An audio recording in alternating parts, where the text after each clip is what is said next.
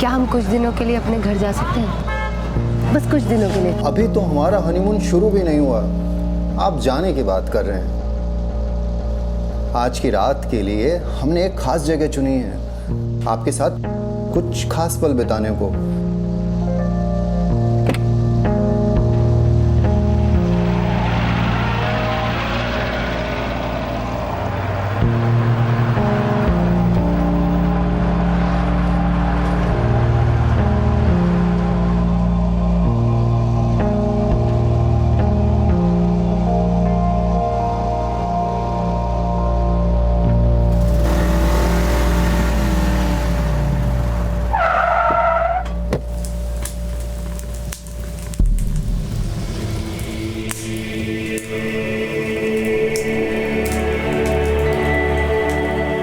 ये देखिए, आपके राजा ने अपनी रानी के लिए कितना सुंदर हवा महल तैयार करवाया है। आइए।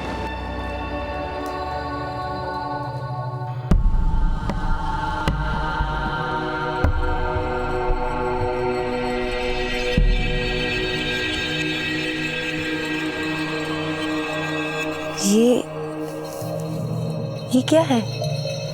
राजा की रानी को एक छोटा सा तोहफा। आप जल्दी से ये ड्रेस पहन कर आइए।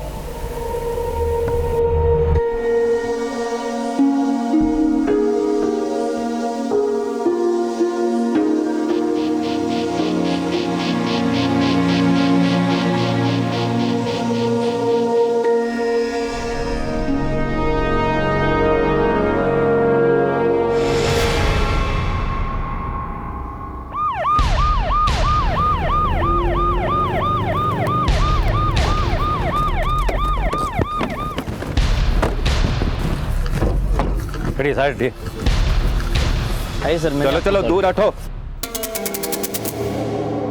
ओ तो ये माजरा है। आदित्य, एक काम करो, लाश को पोस्टमार्टम के लिए भेजो और इस कमरे की अच्छे से तलाशी लो। इस आदमी के बारे में सारी डिटेल्स चाहिए। इस आदमी का नाम क्या था? सर इन्होंने अपना नाम विपिन बताया था। आज ही रात उन्होंने वाइफ के साथ चेक इन किया था। वाइफ? वो क्या है? पता नहीं सर, इनको इन हालत में देखने के बाद हमने पूरा रिसोर्ट देखा पर उनका कहीं पता नहीं चला।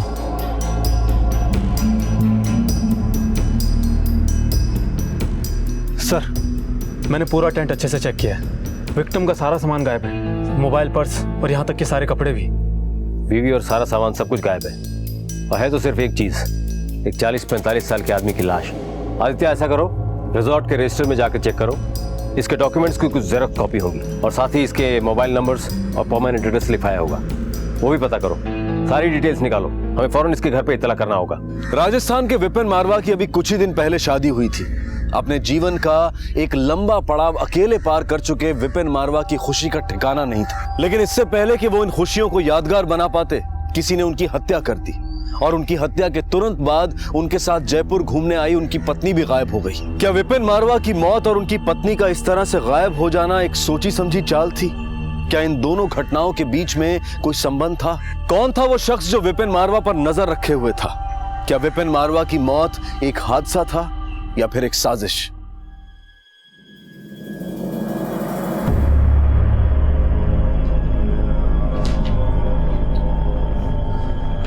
साहब, हमारा बेटा केशव की खबर मिली क्या साहब? देखो काका, थे घना बुजुर्ग आदमी, क्यों रोज रोज यहाँ पर आकर अपना टाइम खराब करते हो और मेरा टाइम खराब करते हो? जिस दिन थाको बेटू पकड़ में आ जाओ लो ना, थाने अपने आप पत्तू लाग जाओ लो। और वैसे भी आपके बेटे ने जो काम किया है ना, उसकी सजा तो उसको 7 जन्म में भी देनी पड़ेगी। अभी आप यहाँ से जाओ, मेरा टाइम खराब मत करो।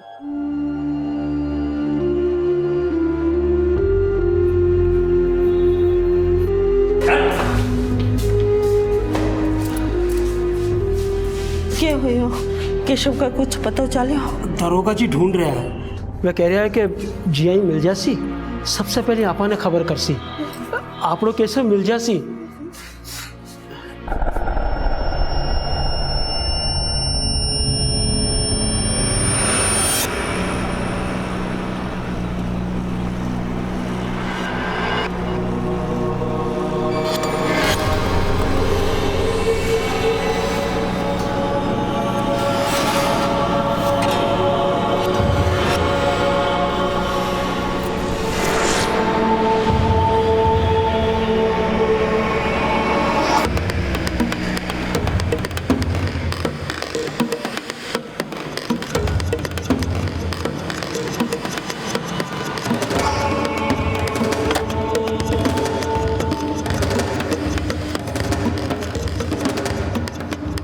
हेलो, मैं यहाँ पहुँच चुकी हूँ। कहाँ मिलना है? सर, ये रही विपिन की पोस्टमार्टम रिपोर्ट। रिपोर्ट के मुताबिक विपिन की मौत दम घुटने की वजह से हुई है, पर गले पर तो कोई निशानी नहीं मिले हैं सर। शायद किसी ने मुंह पर तकिया रखकर विपिन को मार डाला। आदित्य। हाँ सर। अब तक हमें उसकी बीवी के बारे में कुछ नहीं पता चला। रिजॉर्ट के सीसीटीवी फुटेज का क्या हुआ? सर मैंने चेक किया, पूरे रिसोर्ट में कहीं भी सीसीटीवी नहीं है जिसके जरिए हमें उसकी बीवी के बारे में कुछ पता चलता। रिसोर्ट के अंदर रात में रुके लोगों से और नाइट शिफ्ट के स्टाफ से मैंने पूछताछ की थी, किसी ने उसका चेहरा देखा ही नहीं था सर। रिसोर्ट के रजिस्टर में विपिन ने पता क्या लिखवाया? सर अजमेर।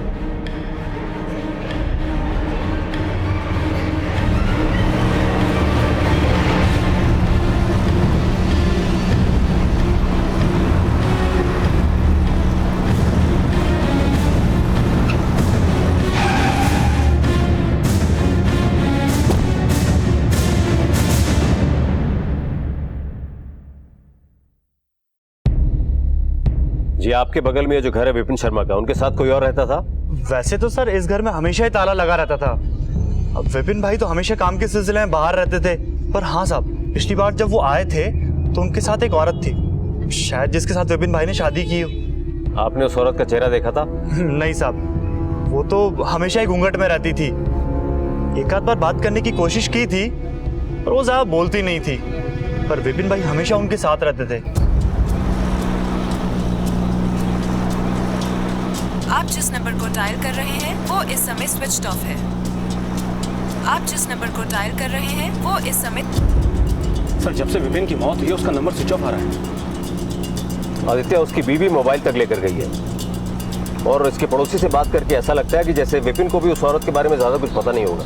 45 साल का था, अकेला, हो सकता है 20-22 साल की लड़की देखी और झटपट शादी कर ली, लेकिन उस औरत के लिए ये शादी नहीं बल्कि एक प्लान था, विपिन को बर्बाद करने का प्लान। एक काम करो। हाँ सर। विपिन के मोबाइल के पिछले एक हफ्ते के सारे डिटेल्स निकालो। वो कहाँ कहाँ गया, किससे मिला, अगर हमें ये पता चल गया तो शायद हमारे हाथ कुछ बहुत बड़ा सुराग लग सकता है। ठीक है सर। विपिन हनीमून पे था, वो जरूर कुछ होटल्स, रेस्टोरेंट्स, टूरिस्ट प्लेसेस पे गया होगा। उन जगह की सीसीटीवी फुटेज में हो सकता है हमें वो लड़की दिख जाए, या हो सकता है शायद कोई और हो जो इनके बारे में कुछ जानता हो।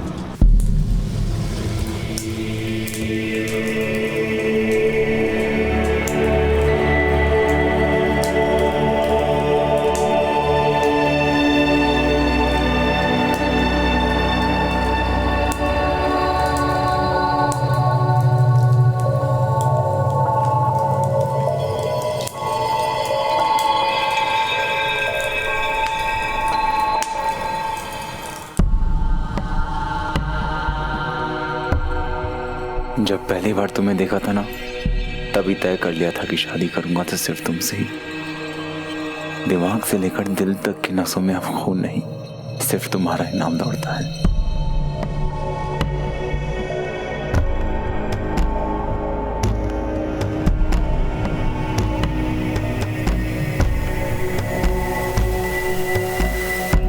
हाँ ठीक है, ओके थैंक्स। सर विपिन का मोबाइल जयपुर में एक्टिव था, लोकेशन हवा महल, अल्बर्ट हॉल जैसे एरियाज थे। फिर उसके बाद वो रिसोर्ट गया। हवा महल के लोकल पुलिस वालों ने हमें बताया है कि हवा महल के पास में एक शॉप है जिसके सीसीटीवी फुटेज में उन्हें कुछ ऐसी फुटेज मिली है जिसमें विपिन के साथ जो लड़की थी वो साफ दिख रही है। फौरन उस सीसीटीवी फुटेज को मंगवाओ। ठीक है सर।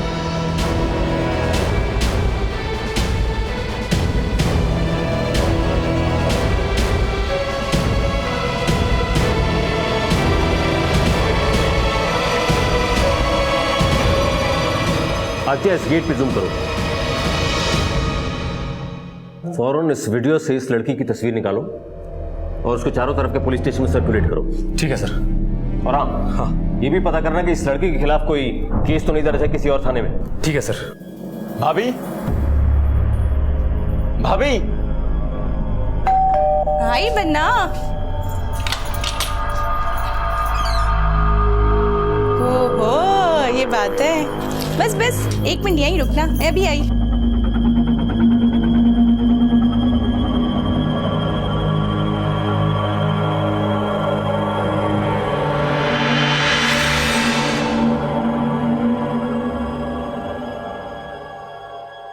अपना दाहिना पैर आगे बढ़ा के इस कलश को गिराओ और घर में गृह प्रवेश करो।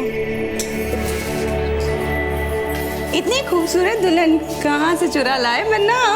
भाभी चुराया तो इसने था, पहली मुलाकात में मेरा दिल। अच्छा सिरोही में पहली बार मिला इससे।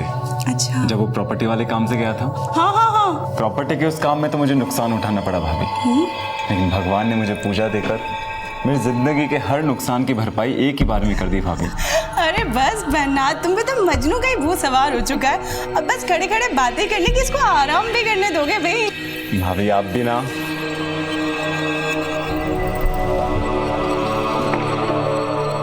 सर, राजवाड़ा पुलिस थाने से खबर आई है कि उस लड़की का नाम काजल है, जिसने कई लोगों को लूटा है और बचा हुआ सामान बटोर कर फरार हो गई है।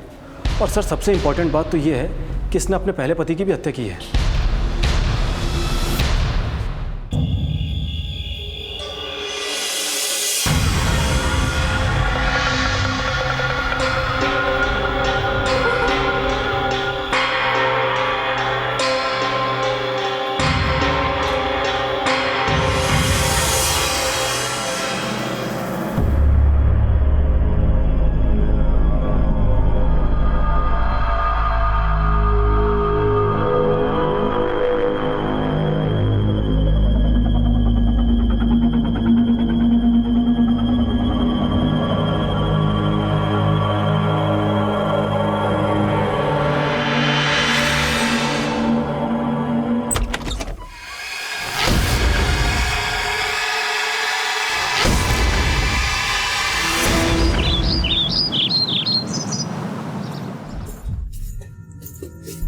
बन्ना, गुड मॉर्निंग। अरे बन्ना उठ भी जाइए। बन्ना, बन्ना। दो लोगों को जोड़कर एक नई जिंदगी देने वाली शादी की परंपरा अब लोगों से उनकी जिंदगी छीनने का कारण बनती जा रही थी। इन सभी केसेस में अलग अलग नाम तो सामने आए थे, लेकिन इन सब के पीछे चेहरा एक ही था। आखिर कौन थी ये काजल जो लोगों को अपना शिकार बना रही थी, और कौन था ये शख्स जो लोगों को इतनी बेरहमी से मौत के घाट उतार रहा था? इन सारे सवालों के जवाब रजवाड़ा में जयपुर पुलिस का इंतजार कर रहे थे।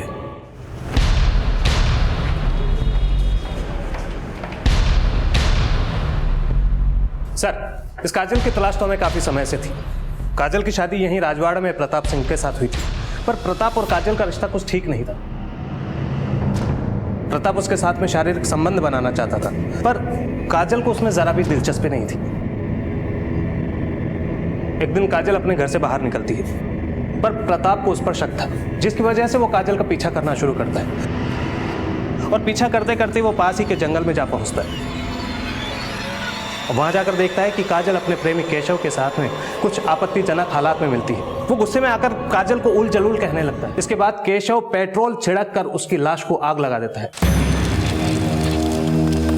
उसी दिन से ये दोनों फरार हैं। अब काजल अपने हुस्न के जाल में लोगों को फंसाती है, उन्हें विश्वास दिलाती है और बाद में उनसे शादी कर लेती है, और केशव की मदद से उनकी हत्या कर उनका सारा सामान लूटकर भाग जाती है। हेलो, क्या?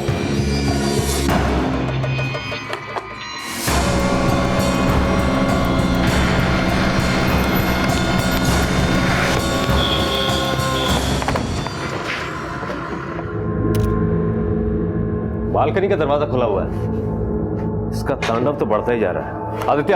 Yes sir. उस लड़की की फोटो है तुम्हारे पास? हाँ। दिखाओ।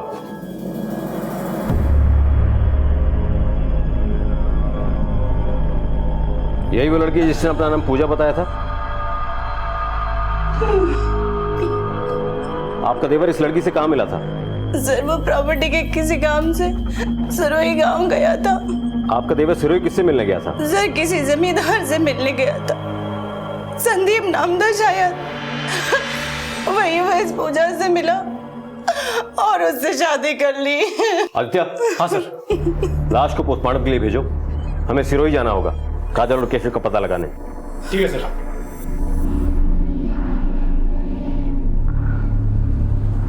गौर से देखिए इस लड़की को। ये लड़की लोगों को पहले अपने प्यार के जाल में फंसाती है और फिर करती है शादी, और फिर बना डालती है सुहाग रात को मौत की रात। इस कुकर्म में इस लड़की का साथ देता है इसी का बॉयफ्रेंड। अगर कहीं भी ये लड़की दिखाई दे तो इसके भोलेपन में ना फंसे, बल्कि नीचे दिए गए नंबर पे फोन करके पुलिस को सूचित करे।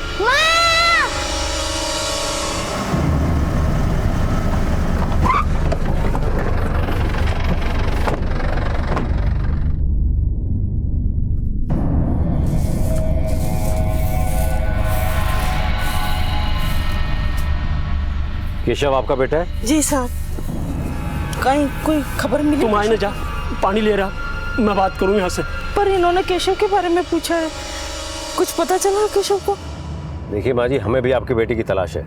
उसने कई लोगों का खून किया अपने साथी काजल के साथ मिलकर। देखो साहब, मारो बेटो केशव और काजल एक दूसरे से प्रेम करे साहब।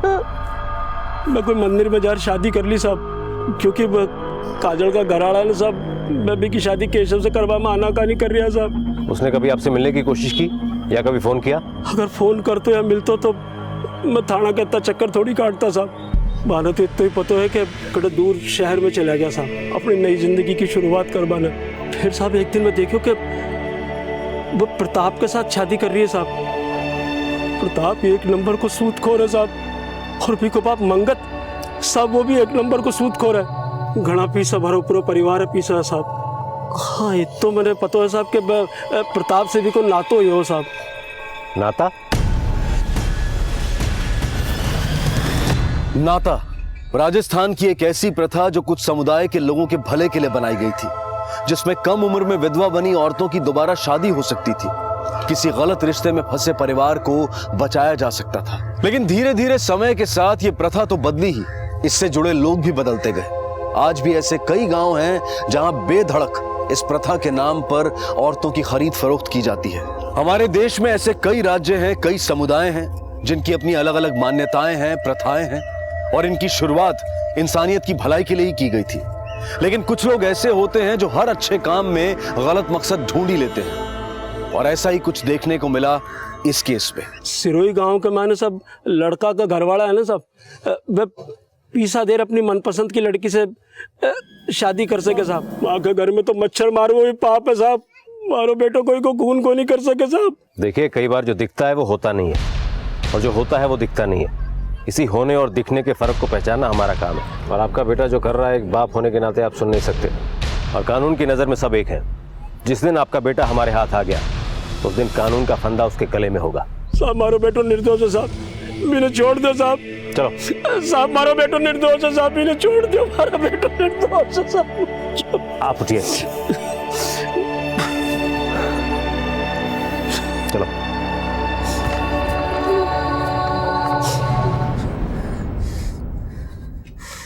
तुमने मेरे बच्चे का हाथ क्यों जलाया? मुझे नहीं करना कोई काम। मेरी बोली हर बात पत्थर की लकीर हो गए, और इस लकीर को पार करने की कोशिश अगर तूने की तो तेरे लाडले का सर किसी पत्थर से कुचल दूंगा मैं। चल।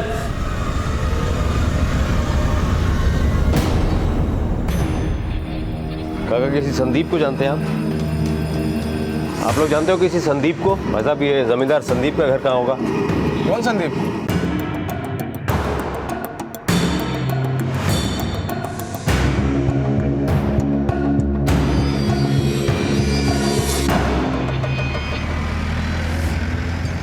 अगर हमें काजल के बारे में थोड़ी भी इंफॉर्मेशन मिल जाए तो हमें बहुत कुछ साफ हो सकता है। सर क्यों ना हम काजल के माँ बाप से मिले, शायद ये मुलाकात कई रात से पर्दे उठा दे। चलो।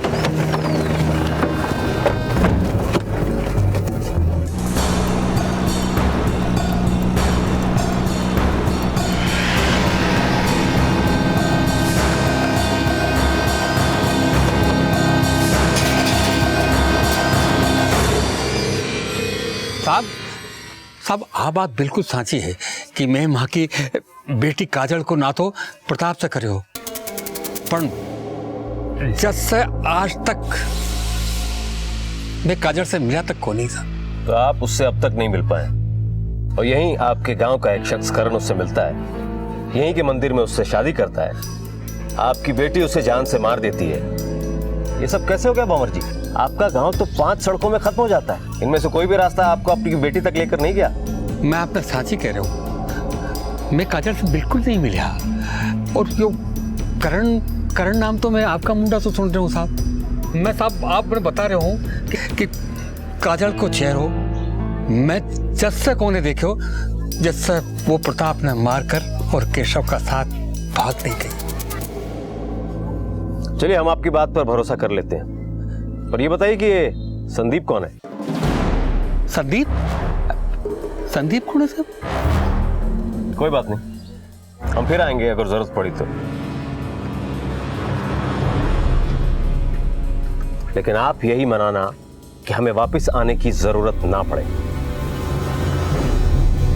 चलो।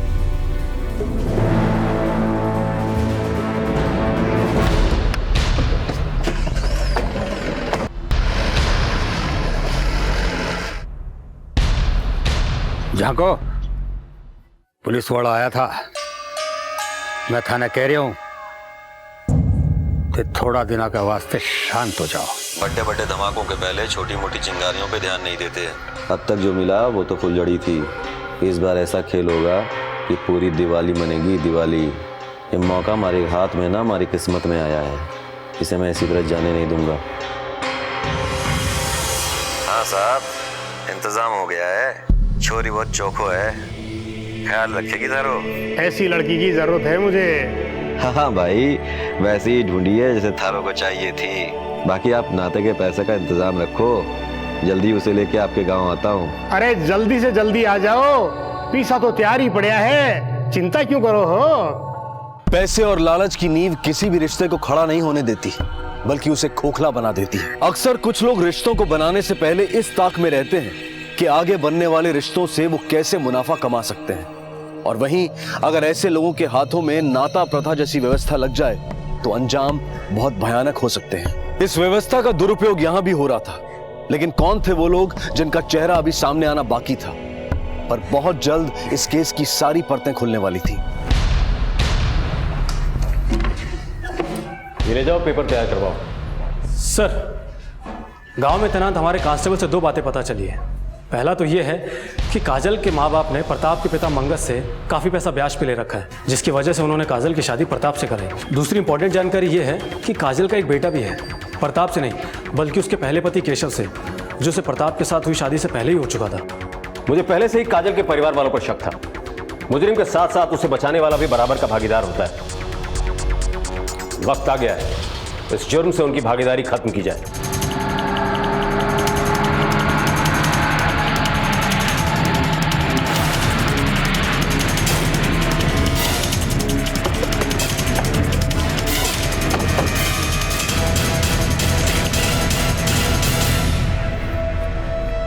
कहाँ हो साहब? आपको हमारे साथ चलना होगा। मैं कहीं कौन करूँ साहब? मैं कहीं कौन करूँ? कांस्टेबल, मैं कहीं कौन करूँ साहब? मैंने तो कहते मैंने हवालात में बताएंगे किसने क्या किया। चलो।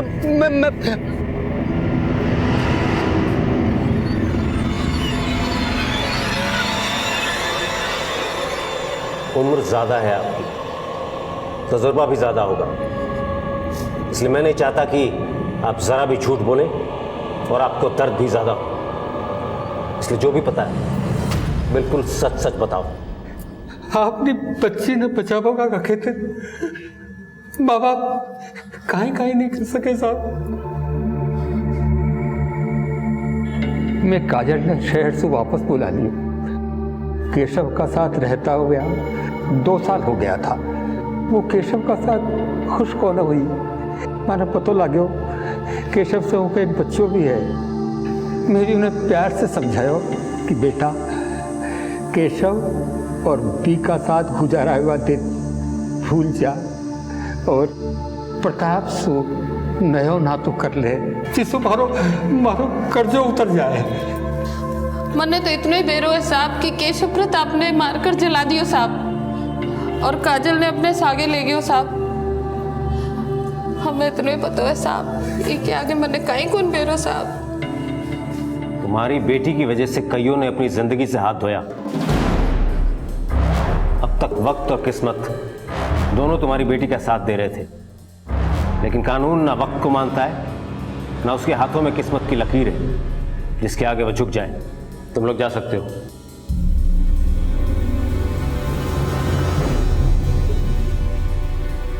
मुझे लगता है कि ये केशव ही है जिसने काजल का सौदा करण के साथ किया है संदीप बनकर, और फिर इसी ने उसे विपिन के पास भी बेचा होगा।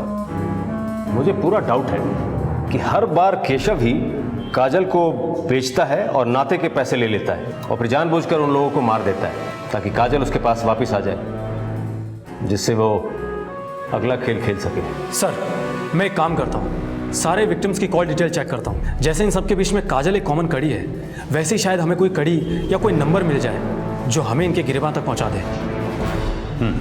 क्या करना है क्या नहीं करना है, इसके लिए सिर्फ हमारी जुबान खुलेगी। थारी जुबान खुलेगी तो सिर्फ हाँ में हाँ मिलाने के लिए, समझी? और वैसे भी इन सब से बच के जाएगी इकट्ठे तू, हैं? इन सब में जितना हाथ मेरा है ना, उतना साथ तेरा भी है। और एक बात तो तन्ने बताना ही भूल गया मैं, हैं? कि साथ देने वाले की सजा बड़ी होती है, हैं? इस बात को याद रखियो। चल भाग यहाँ से, भाग।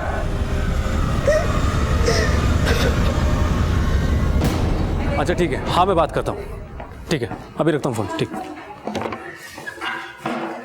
सर, हमारा निशाना एकदम सही जगह पर लगा है। सारे विक्टिम के कॉल रिकॉर्ड में एक नंबर कॉमन है और विक्टिम को कॉल शादी के 2-4 दिन पहले ही किए हुए हैं। हालांकि बातों की ड्यूरेशन बहुत ज़्यादा नहीं थी। आदित्य, कई बार बड़ी बड़ी बातें कम शब्दों में ही की जाती। इस वक्त वो मोबाइल कहाँ है? सर अभी नंबर स्विच ऑफ है। इस नंबर का एड्रेस निकलवाओ और इस नंबर और इस फोन के IMEI नंबर को ट्रेस करने की कोशिश करो। ठीक है सर। बेटा,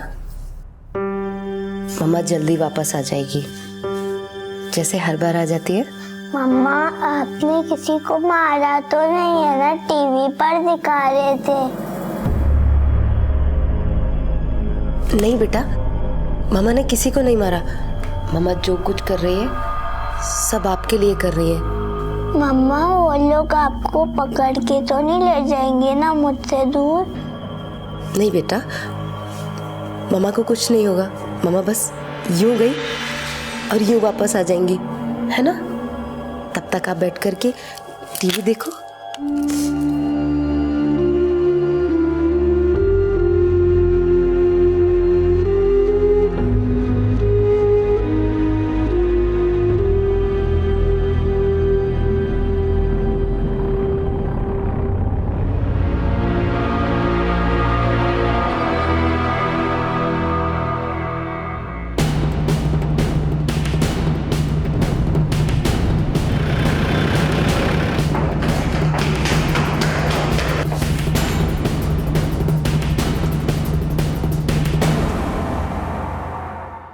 आदित्य, आसपास के घरों में पता करो, हो ना हो उन्हें यहां जरूर देखा गया होगा।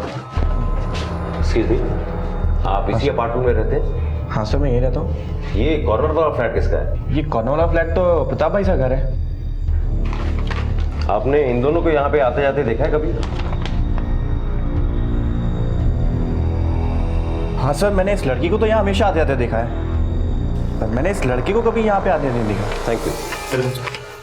आदित्य, कहीं ऐसा तो नहीं कि काजल ने प्रताप के इस एड्रेस का गलत फायदा उठाकर केशव को सिम कार्ड दिलवाया हो सकता है सर। एक काम करो, हाँ, हमें फौरन प्रताप के घर चलना होगा। ये पता लगाना बहुत जरूरी है कि इस पते पर कौन कौन आता था। ठीक है सर। साहब बड़े अच्छे हैं छोरी, लेकिन इनके छोरा छोरी इनको छोड़ के चले गए। अब इस हवेली का और इनका ख्याल थारे पर रखना है।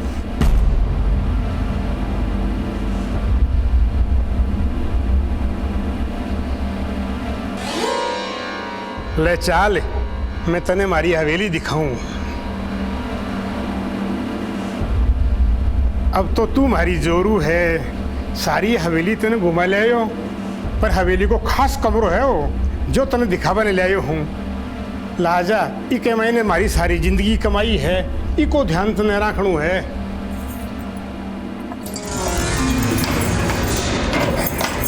आ मारी जिंदगी कमाई है।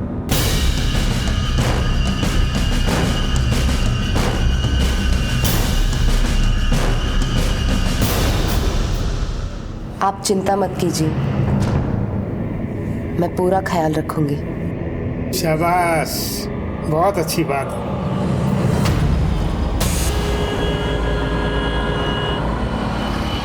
आदित्य, ये दूसरा आदमी कौन होगा काजल के साथ जो? आदित्य, हाँ सर, फौरन पड़ोसी को फोन लगाओ। ठीक है सर।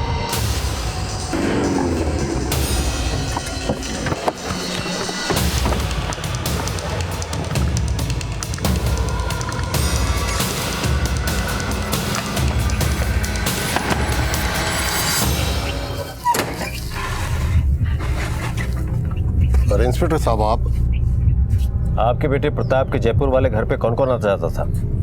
जयपुर वाला घर? अरे साहब, मेरे बेटे का तो जयपुर में कोई घर हो ही नहीं सकता। अरे जयपुर तो क्या, उसका तो कहीं भी घर नहीं हो सकता। उसके पास तो इतने पैसे थे ही नहीं, क्योंकि धंधे में इतना नुकसान हुआ था ना। नुकसान? हाँ साहब, मेरे बेटे को दारू पीने की बहुत बुरी लत लग गई थी। बात बात में गुस्सा करने लगा था। उसकी इसी आदत के कारण उसकी शादी नहीं हो रही थी, तो भी मैंने काजल से उसकी शादी करवा दी। उसके घर वाले भी इसलिए तैयार हो गए थे कि मैंने सोचा उनका कर्जा माफ कर दूंगा। मैंने सोचा था साहब शादी के बाद सुधर जाएगा। अरे क्या जरूरत थी उस केशव से उलझने की, आखिर मार दिया ना उस केशव ने मेरे बेटे को। गौर से देखो, यही आदमी था? हाँ साहब, यही आदमी था वो। एक बार फिर से सोच लो, पक्का याद है? हाँ साहब पक्का, यही था वो आदमी।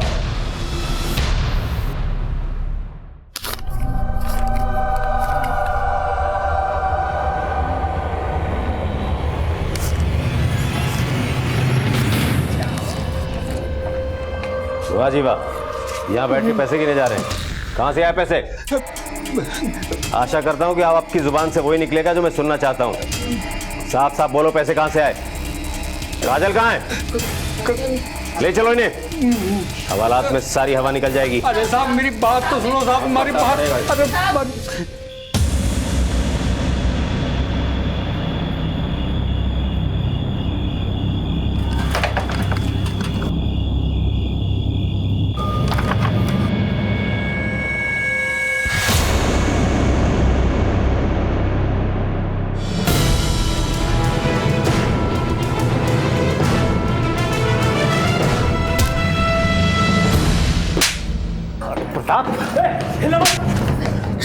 तू है या तेरा भूत है ये? सबकी नजरों में तो तू बोल्ड हो चुका है। अब मैं तुझे अपनी बैटिंग दिखाता हूं। ले जाओ इन दोनों को, चल। और आपको शादी का ज्यादा शौक चढ़ रहा है। आपके इस शौक ने आज आपकी जिंदगी ले ली होती अगर हम वक्त पे नहीं पहुंचते। आगे से कोई भी गलती करने से पहले 10 बार नहीं 100 बार सोचिएगा, क्योंकि हर गलती का संबंध 100 से है। 100 नंबर याद है ना? तू तो बड़ी चालाकी से अपना काम कर रहा था। वो तो तेरी किस्मत थोड़ी खराब निकली। उस सीसीटीवी फुटेज में जैसे ही मैंने तेरा चेहरा देखा। आदित्य, इस गेट पे जूम करो।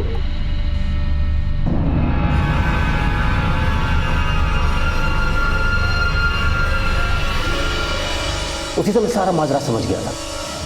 और जब तेरे उस जयपुर वाले पड़ोसी को मैंने तेरी फोटो दिखाई, सारा मामला आईने की तरह साफ हो गया। गौर से देखो, यही आदमी था? हाँ साहब, यही आदमी था वो। देख प्रताप, गुनाह करने वाला कितने भी कदम आगे हो, कानून हमेशा उससे 2 कदम आगे होता है। तूने ये सोच कैसे लिया कि ये सब करके तू बच जाएगा? बोल!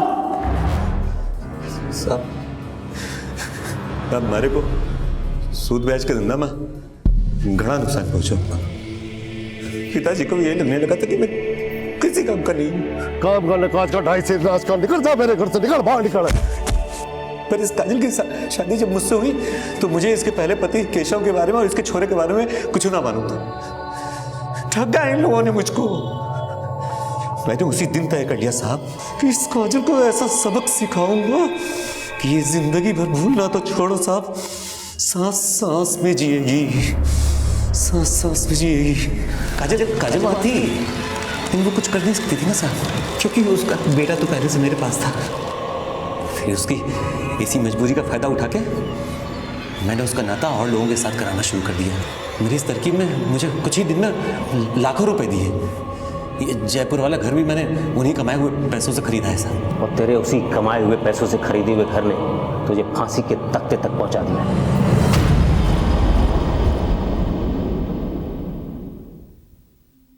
साहब, मैं आपका शुक्रिया किन शब्दों में करूं, मुझे नहीं पता साहब। आपने मुझे उस नर्क जैसी जिंदगी से मुक्त करा दिया। मेरे घर वालों ने और उस प्रताप ने मुझे एक दलदल में धकेल दिया था। मैं शहर से वापस गांव अपनी माँ से मिलने गई। उन पर काफी कर्ज था। माँ ने मुझसे कहा कि मैं प्रताप से शादी कर लूं तो सब ठीक हो सकता है। मैंने प्रताप से शादी करने के लिए मना कर दिया। इस बात पर मेरे घर वालों ने मुझे और मेरे बेटे को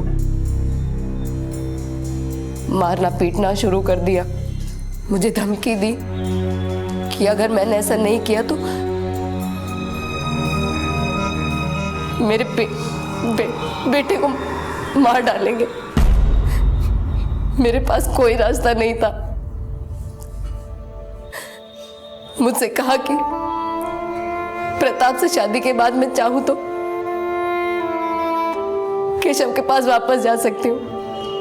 मैंने प्रताप से शादी कर ली। एक दिन मैं केशव से मिली। मैंने केशव को कहा मुझे इन सब से दूर ले चलो, लेकिन उस प्रताप ने काजल, मैं तुम्हारी हालत समझ सकता हूं, पर तुम्हें शुरू में ही कानून का दरवाजा खटखटाना चाहिए था। तब शायद तुम्हें यह सब सहने की जरूरत नहीं पड़ती और कितने ही लोगों की जान भी बच जाती। लेकिन अब तुम प्रताप के पाप के हिस्सेदार हो और पाप का हिस्सा जिंदगी को कई हिस्सों में बांट देता है।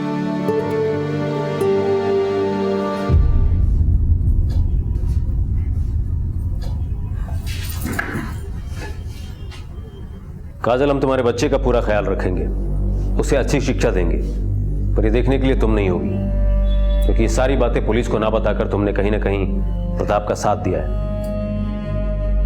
इस साथ में भले ही तुम्हारी रजामंदी ना हो, पर कानून की नजर में तुम भी एक मुजरिम हो। हवलदार, बेटा, खूब पढ़ना लिखना, खूब बड़ा आदमी बनना। जब आप बड़े हो जाओगे ना तो अपनी मम्मा को लेने आना।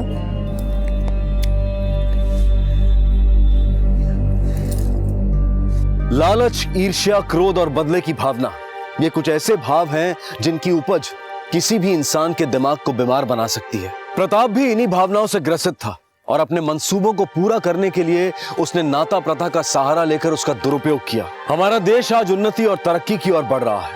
हमारा देश अपने आप में आज कई चीजों में सक्षम कहलाता है, और वहीं हमारे यहाँ नाता प्रथा और ऐसी कई और प्रथाओं का प्रचलन भी है। अगर ध्यान ना दिया जाए तो रीतियों को कुरीतियों में बदलने में देर नहीं लगती। अब मैं अनूप सोनी आपसे विदा लेता हूं।